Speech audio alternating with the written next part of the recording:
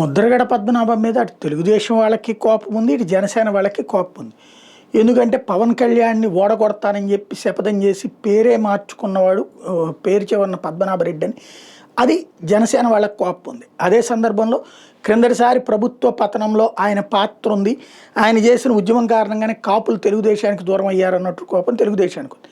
కానీ ఈ ఇద్దరూ కూడా ఇప్పుడు ఒక బాధ్యతాయుతమైన పాత్ర పోషించారు. మనిషి చనిపోయాక వాళ్ళని వేధించకూడదు, వాళ్ళ మీదన చెడు చేయకూడదు అన్నటువంటి ఉద్దేశం. తాజాగా చంద్రబాబు నాయుడు గారు, పవన్ కళ్యాణ్ గారు ఫోన్లో మాట్లాడుకున్నారు. ముంబైలో ఆసుపత్రిలో ఉన్నట్టు పవన్ కళ్యాణ్ గారితో చంద్రబాబు గారు ఫోన్లో మాట్లాడిన తర్వాత ఇద్దరు మాట్లాడుకున్న తర్వాత అధికార లాంఛనాలతో అంత్యక్రియలు చేయాలని నిర్ణయించారు.